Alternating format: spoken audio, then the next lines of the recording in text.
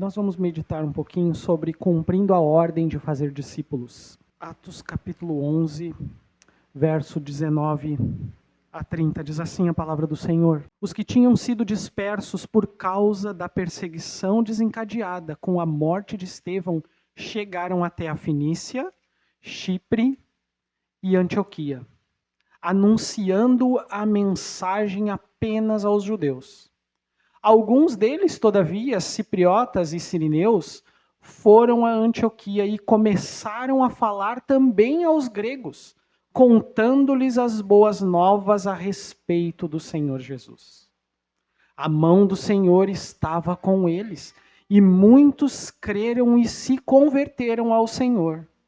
Notícias desse fato chegaram aos ouvidos da igreja em Jerusalém, e eles enviaram Barnabé a Antioquia. Este, ali chegando e vendo a graça de Deus, ficou alegre e os animou a permanecerem fiéis ao Senhor de todo o coração. Ele era um homem bom, cheio do Espírito Santo e de fé, e muitas pessoas foram acrescentadas ao Senhor. Então Barnabé foi a Tarso procurar Saulo e, quando o encontrou, levou-o para Antioquia. Assim, durante um ano inteiro, Barnabé e Saulo se reuniram com a igreja e ensinaram a muitos. Em Antioquia, os discípulos foram pela primeira vez chamados cristãos. Naqueles dias, alguns profetas desceram de Jerusalém para Antioquia. Um deles, Ágabo, levantou-se e, pelo Espírito, predisse que uma grande fome sobreviria a todo o mundo romano, o que aconteceu durante o reinado de Cláudio. Os discípulos, cada um segundo as suas possibilidades, decidiram providenciar ajuda para os irmãos que viviam na Judéia. E o fizeram enviando suas ofertas aos presbíteros pelas mãos de Barnabé e Saulo. Até aqui a palavra do Senhor. Vamos orar? Deus, que o Senhor nessa noite nos conduza com graça.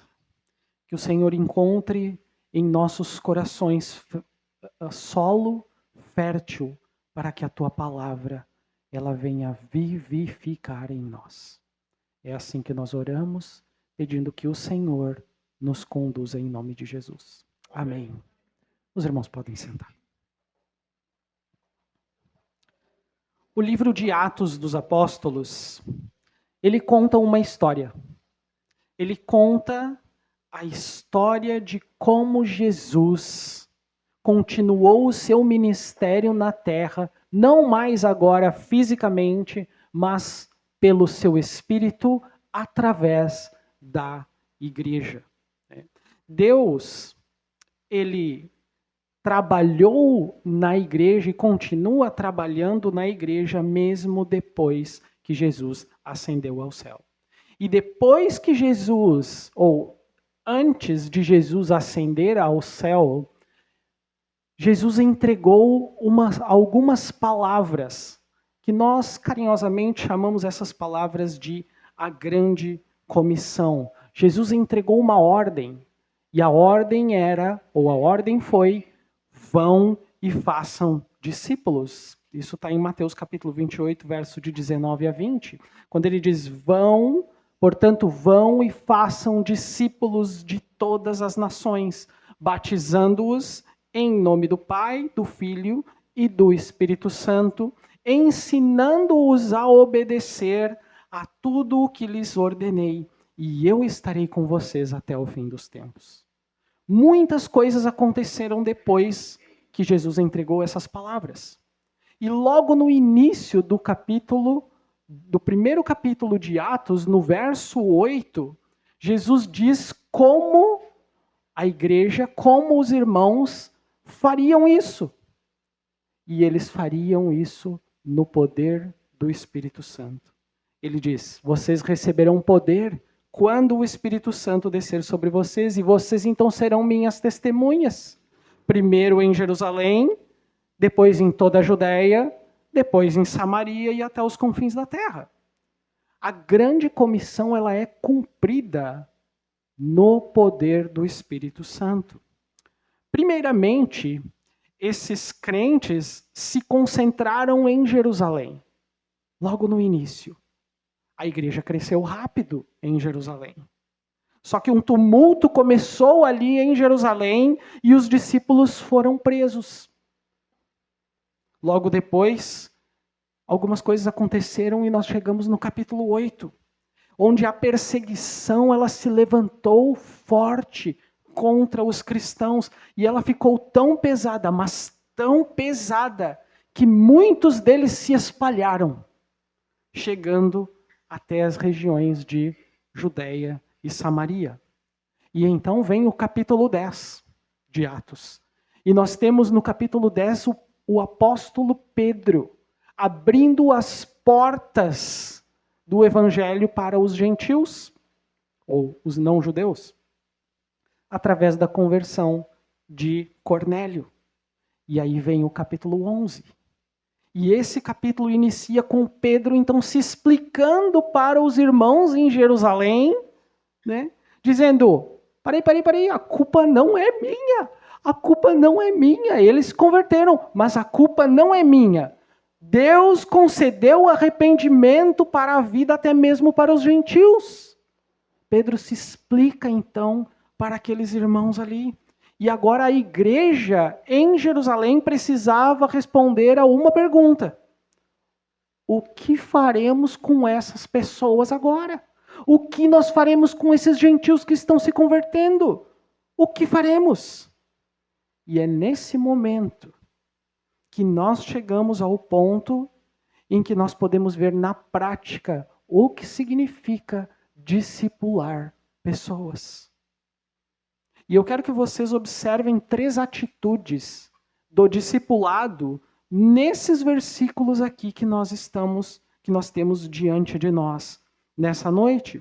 A primeira coisa que eu quero falar, que eu quero que vocês percebam, é que o discípulo de Jesus, o verdadeiro discípulo de Jesus, ele fala, ele anuncia a mensagem do evangelho com a finalidade de fazer discípulos.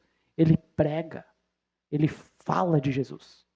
Um discípulo de Jesus anuncia, fala, ele prega a mensagem do evangelho. Olhem os versos 19 ao 21.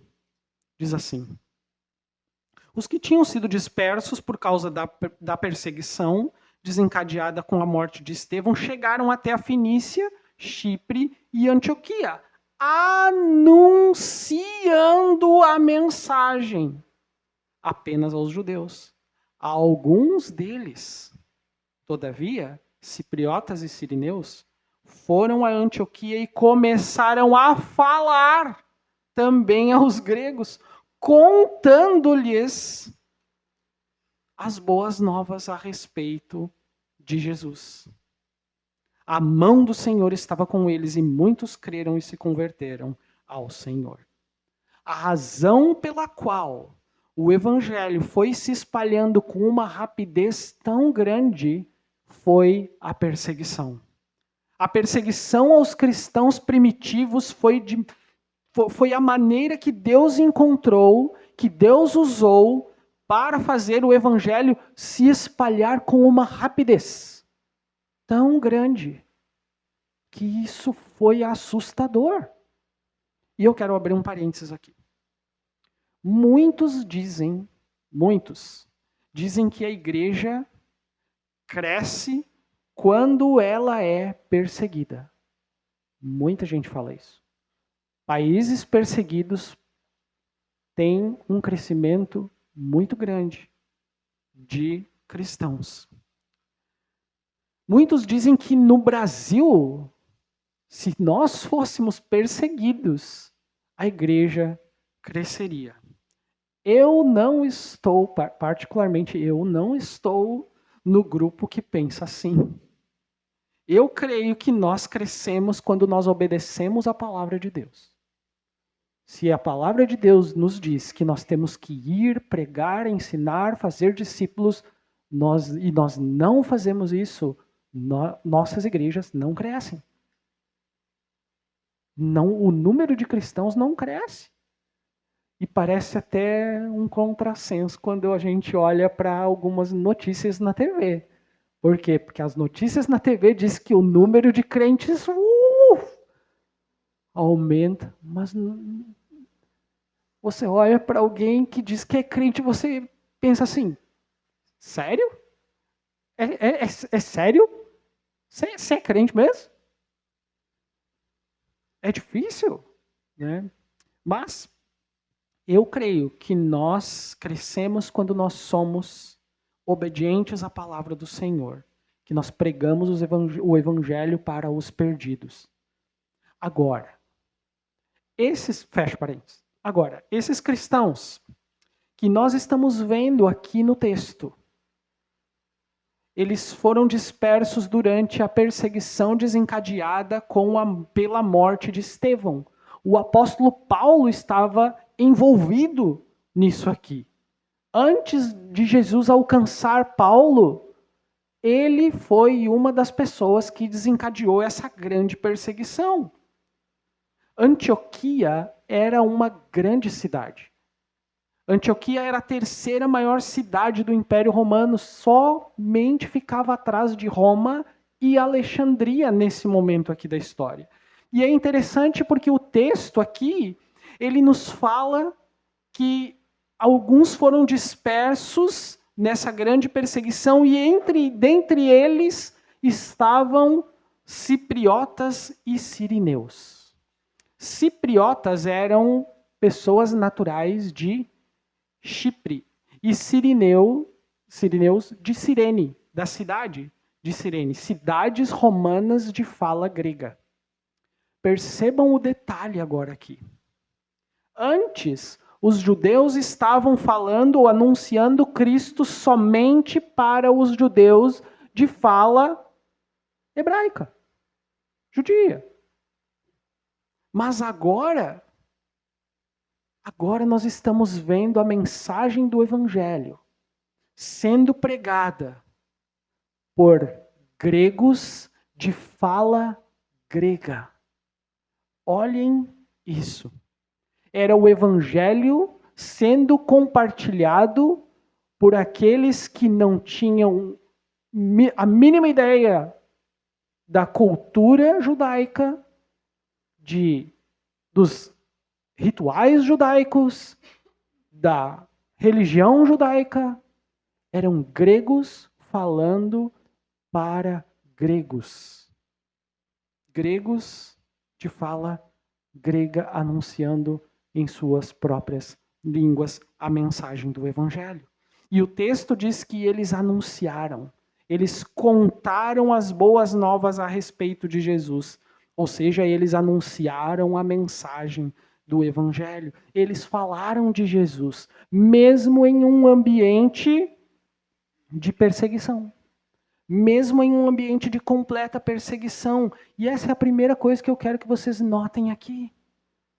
Que vocês percebam que o verdadeiro discípulo, ele fala, ele anuncia, ele prega as boas novas do Evangelho, mesmo em um ambiente de intensa perseguição. Fazer discípulos é uma ordem, não é uma opção para nós. Não é. Não é uma opção. Vão e façam. São afirmações, são imperativos que se referem a ordens. Agora, pensem comigo sobre algo. Pensem comigo. Por que eles anunciavam, mesmo correndo o risco de serem perseguidos, maltratados, punidos severamente, ou até mesmo mortos? Por que eles faziam isso? O que leva uma pessoa a anunciar a Cristo e não se importar com sua reputação, talvez? Ou com manter os seus próprios bens? Ou sofrer alguma perseguição violenta? O que leva alguém a fazer isso? Eles faziam isso, eles anunciavam Cristo porque eles eram verdadeiros discípulos de Jesus. Eles faziam isso porque eles eram verdadeiros seguidores de Jesus. E aqui nós podemos cair numa cilada, achando que fazer discípulos está na nossa própria força ou na nossa capacidade me fugiu agora a palavra, de argumentar ou convencer alguém. E não está. A capacidade de convencer alguém não faz ou gera convertidos.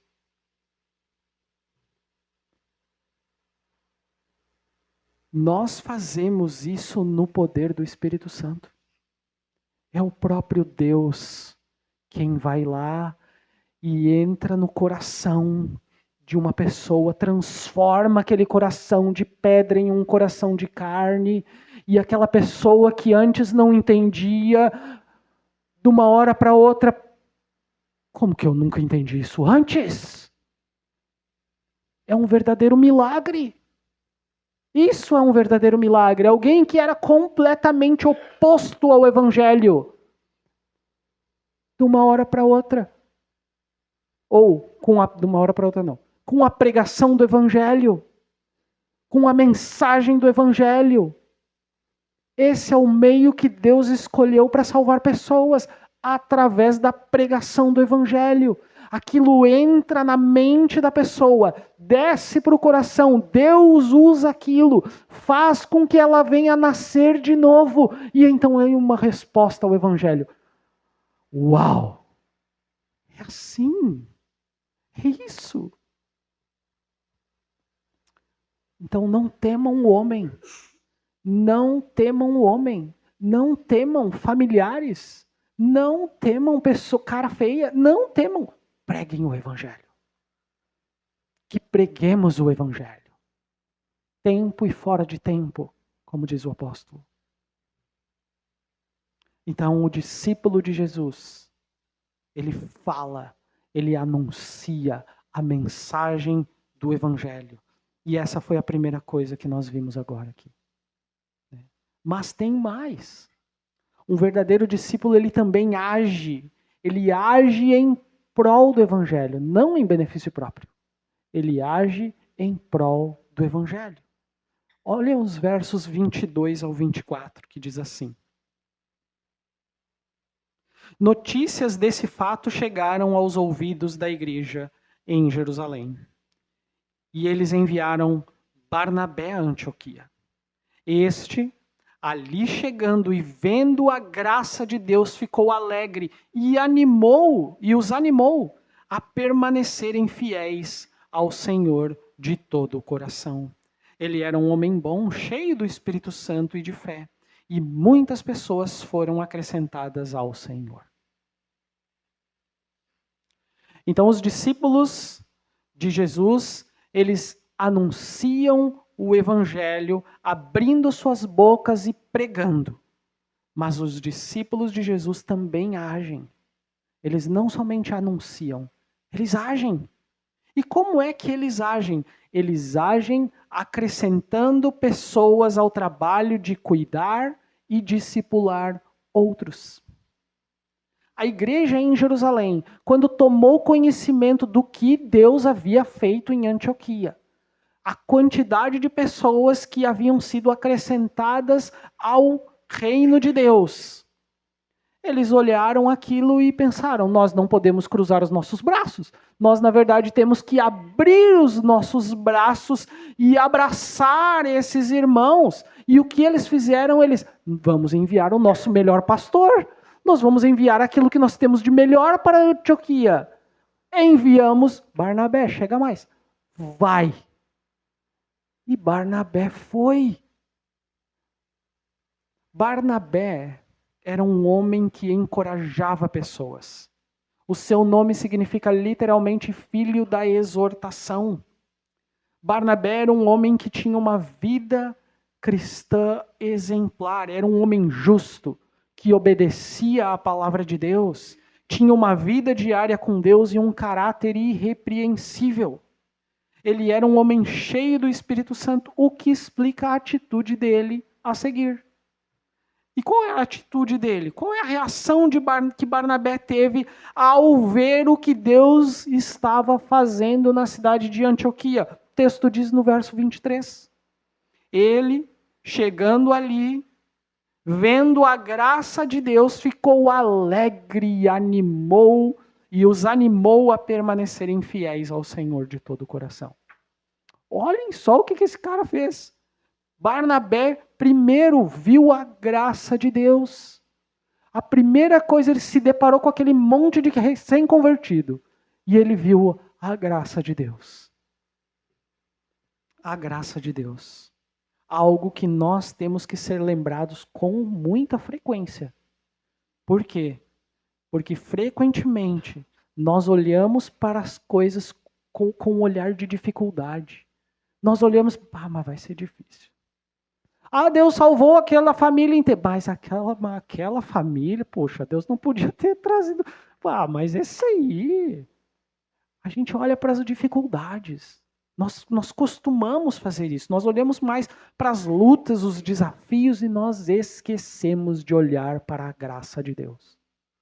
Nós esquecemos e nós temos que ser lembrados disso. Segunda coisa, Barnabé ficou alegre com o que ele estava vendo. Barnabé ficou felizão da vida. Ele ficou muito feliz com o que ele viu. Nós precisamos ficar alegres.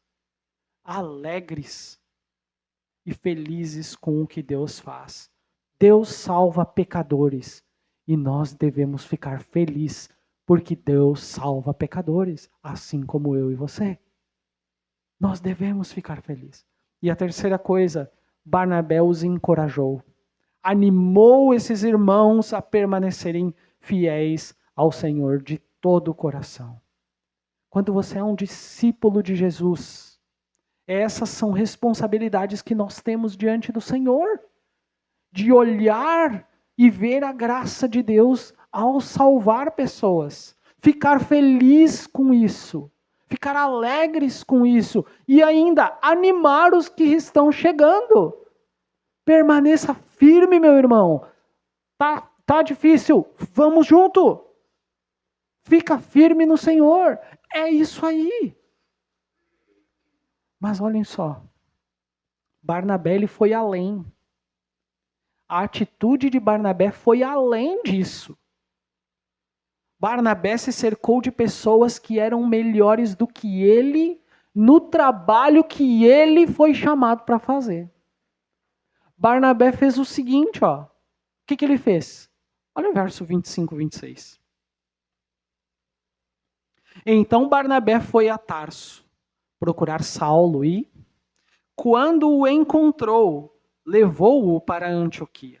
Assim, durante 1 ano inteiro, Barnabé e Saulo se reuniram com a igreja e ensinaram a muitos. Em Antioquia, os discípulos foram pela primeira vez chamados cristãos. Quando nós realmente amamos o Senhor e amamos as pessoas que o Senhor colocou sobre nossa responsabilidade, nós temos disposição, nós temos a disposição para servir a Deus. E nós ainda nos cercamos de pessoas que podem ser melhores do que nós no trabalho que Deus nos chamou para fazer. Mesmo que essas pessoas sejam melhores do que nós no trabalho que Deus nos chamou para fazer, agir assim é agir em prol do Evangelho e não em prol do seu próprio benefício. Acrescentar pessoas que podem ser melhores do que nós no trabalho que nós fomos chamados para fazer. Isso é agir em prol do Evangelho. Querem ver a diferença de agir em prol do Evangelho para agir como o mundo pensa?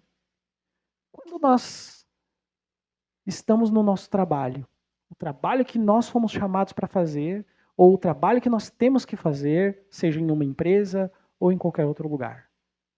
Quando vem alguém que é melhor do que nós no nosso trabalho, a primeira coisa que nós pensamos é: se eu contratar essa pessoa, ela vai tirar o meu lugar. Só que com o evangelho e o reino de Deus não funciona assim. Não funciona assim. E o que Barnabé fez? Barnabé foi até Tarso buscar um pastor auxiliar para ajudar ele no trabalho de discipular pessoas. E Barnabé foi lá e trouxe o apóstolo Paulo para trabalhar com ele. Isso é interessante, porque Paulo, a perseguição foi desencadeada e Paulo estava no meio. Paulo foi atrás dessas pessoas para encarcerar elas, para maltratar elas, para açoitar elas. E agora nós estamos vendo o apóstolo Paulo indo de novo atrás dessas mesmas pessoas. Não mais para açoitar elas, não mais para encarcerar elas, mas agora para pastorear essas pessoas, para discipular essas pessoas, para ensinar essas pessoas o evangelho, sobre como viver a vida cristã. Isso nos quebra no meio. Olhem o que o evangelho faz. Olhem o poder do evangelho. Esse é o poder do evangelho. Aquele que antes perseguia, agora está indo atrás, não mais para perseguir, mas para pastorear e cuidar do rebanho de Deus. Isso é maravilhoso. E o que eles fizeram quando se juntaram à igreja? O que aconteceu?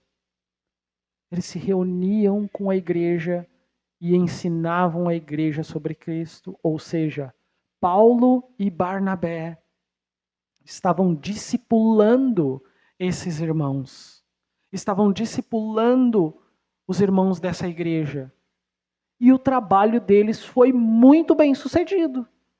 Eles fizeram um ótimo trabalho. E como é que nós sabemos que eles fizeram um ótimo trabalho? Como é que nós sabemos que o trabalho deles foi bem sucedido? Nós sabemos que o trabalho deles foi bem sucedido porque essa foi a primeira vez que esses irmãos foram chamados de cristãos. Cristão aqui significa pequenos cristos. Imitadores de Cristo. Pequenos cristãos. Aqueles que imitam, que seguem, que vivem, que procuram viver como Cristo viveu. E eles foram chamados disso. Aí você olha para esses cristãos e eles foram sendo chamados de cristãos e eles olharam aquilo, ô seu cristão. Aí eles, ser cristão significa que eu estou imitando Cristo. Pô, legal, isso me serve, gostei. Eu sou cristão, é isso aí. Eu sou um seguidor de Cristo, eu sou um imitador de Cristo. Gostei, essa foi boa. Eles tentaram xingar e acabaram criando a designação que nós somos e nos chamam até hoje. Cristãos, imitadores, seguidores de Cristo. Então, como discípulos de Jesus, com a ordem dada a nós de ir e fazer discípulos, nós devemos ter disposição para anunciar o evangelho, disposição para agir em prol do evangelho, mesmo que essa ação signifique incluir pessoas que são melhores do que nós no trabalho que nós fomos chamados para fazer. E a terceira coisa que eu quero que você saiba é que para fazer discípulos, nós precisamos ter a disposição de contribuir com o evangelho. Contribuir com o evangelho. Não basta que nós somente falemos do evangelho, anunciemos o evangelho. Não basta que nós somente venhamos a agir em prol do evangelho, mas que nós também precisamos contribuir para o evangelho. Veja os versos de 27 a 30. Diz assim: Naqueles dias, alguns profetas desceram de Jerusalém para Antioquia. Um deles, Ágabo, levantou-se pelo Espírito e predisse que uma grande fome sobreviria a todo o mundo romano, o que aconteceu durante o reinado de Cláudio. Os discípulos, cada um segundo as suas possibilidades, decidiram providenciar ajuda para os irmãos que viviam na Judéia. E o fizeram, enviando suas ofertas aos presbíteros pelas mãos de Barnabé e Saulo. Antes de entrarmos aqui, em Efésios capítulo 2, verso 20, diz que apóstolos e profetas, eles lançaram os fundamentos da igreja, mas que no devido tempo eles saíram de cena. Os profetas, tanto no Antigo Testamento quanto no Novo Testamento, eles recebiam a mensagem diretamente de Deus através do Espírito Santo e eles anunciavam ao povo. Eles diziam: assim diz o Senhor. É a forma como eles comunicavam aquilo que Deus queria dizer para o povo. Assim diz o Senhor. Eles eram a boca de Deus. Esses profetas recebiam a mensagem diretamente do Senhor. Cada um de nós aqui não recebeu a palavra diretamente do Senhor. Nós recebemos a palavra indiretamente do Senhor, através da Bíblia, através das Escrituras, que é a palavra de Deus. Hoje nós temos ao nosso dispor a palavra de Deus completa, toda a revelação. E ela é o meio pelo qual o Espírito Santo fala. É o meio pelo qual Deus fala com o seu povo. É por ela que nós somos guiados, é por ela que nós somos instruídos, é por ela que nós somos ensinados. Deus fala, Deus pode falar diretamente com pessoas. Só que essas palavras de revelação ou palavras de sabedoria, elas são muito suspeitas. E talvez vocês, eu cresci numa igreja que não era uma igreja tradicional, uma igreja reformada. Não. E eu também ouvi coisas que eram coisas estranhas, às vezes. Mas é porque só que essas coisas são suspeitas. Agora, no que nós podemos confiar? Na palavra.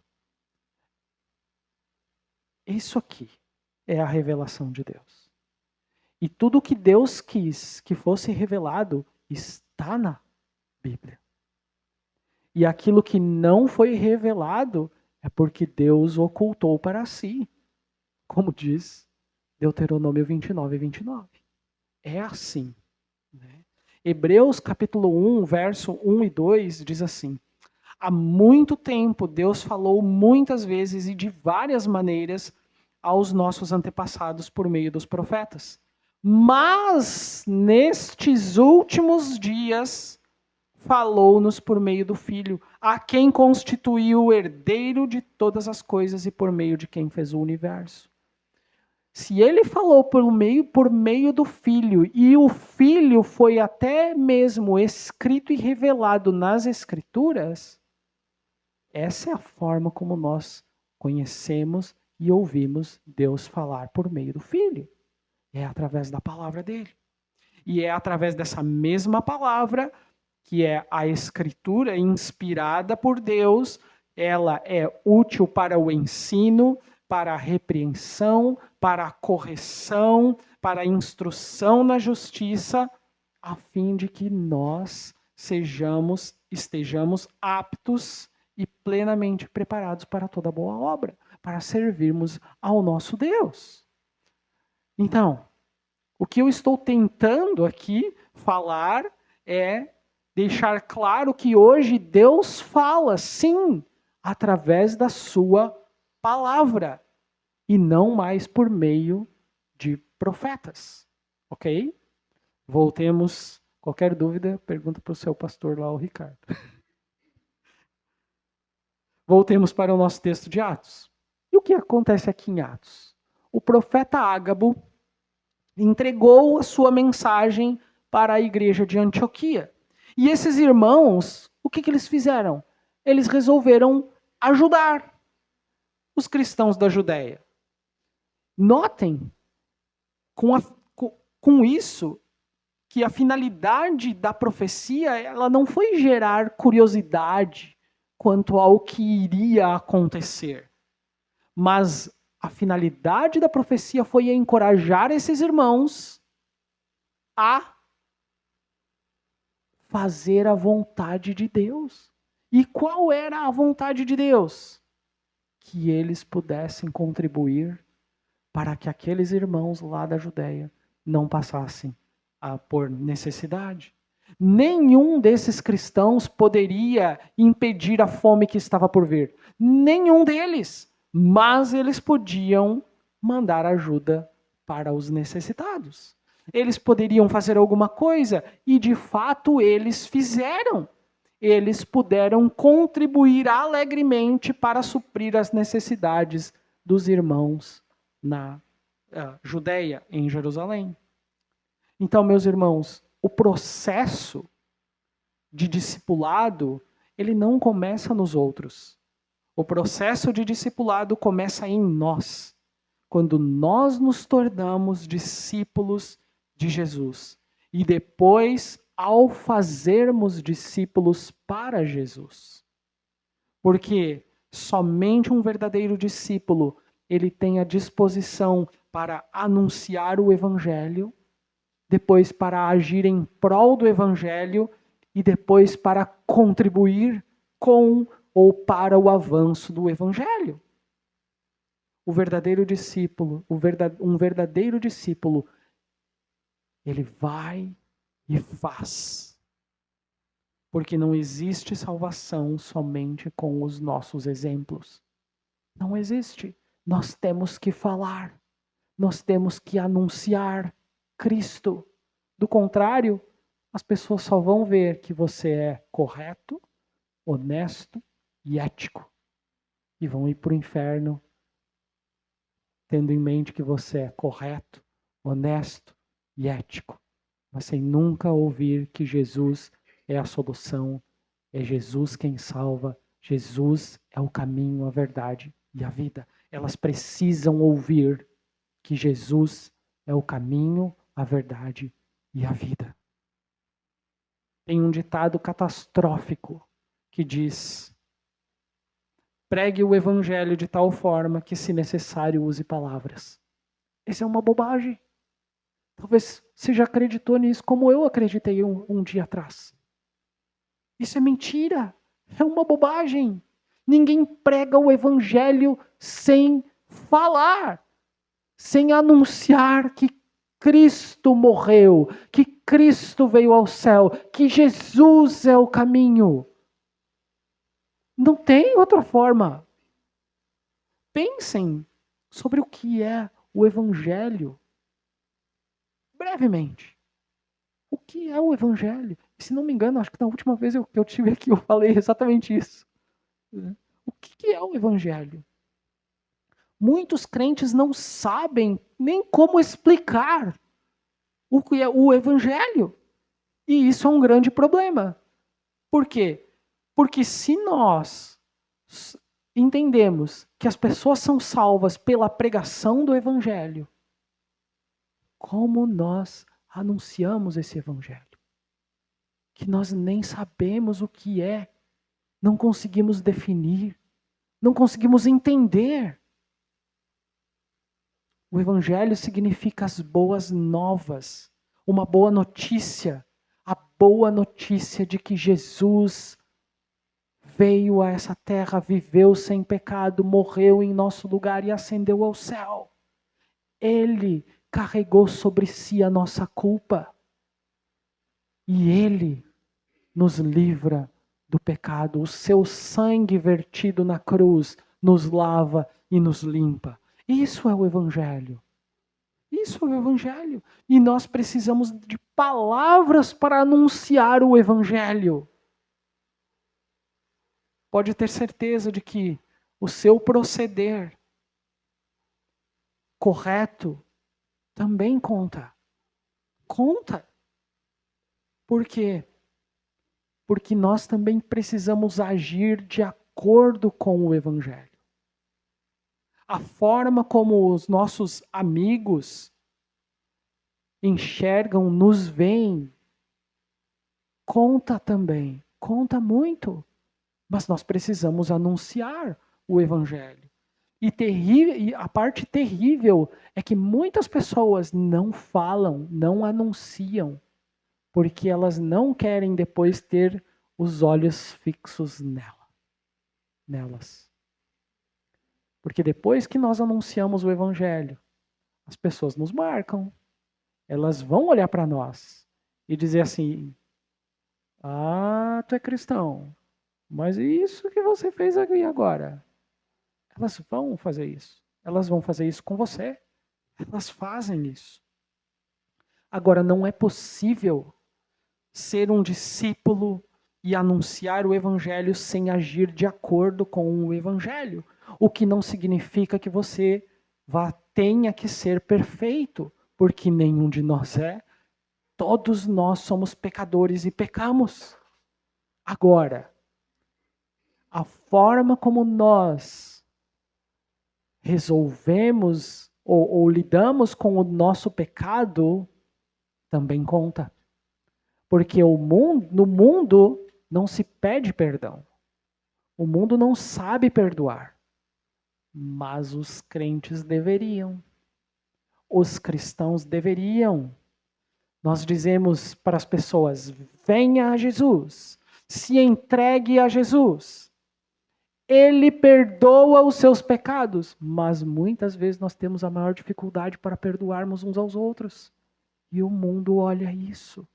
Só que quando nós, na igreja, perdoamos uns aos outros, e o mundo olha para nós, esperando e cobrando uma perfeição, só que ao mesmo tempo vê que nós não somos, mas eles enxergam que nós conseguimos perdoar uns aos outros.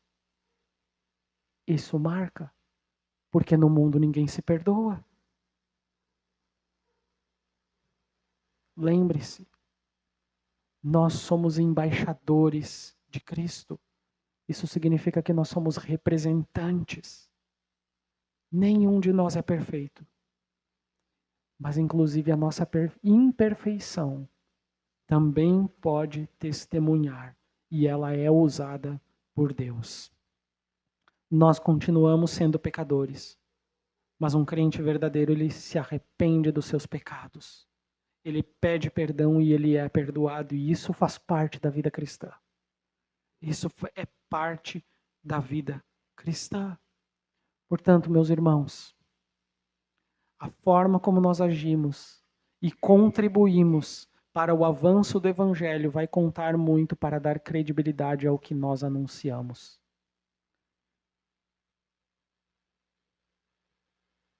No mundo não há perfeição. Nós não somos perfeitos. Não somos. Então, meus irmãos, ao abrir a sua boca para pregar, também abra os seus braços para acolher as pessoas que vão sendo salvas. Ensine, corrija, repreenda e encorajem uns aos outros. Abra sua boca para anunciar e haja abrindo seus braços para receber pessoas e discipular. Faça isso sem esquecer de abrir o seu bolso para contribuir generosamente com o avanço do Evangelho. Tenha em mente esse capítulo 11 de Atos. Amém?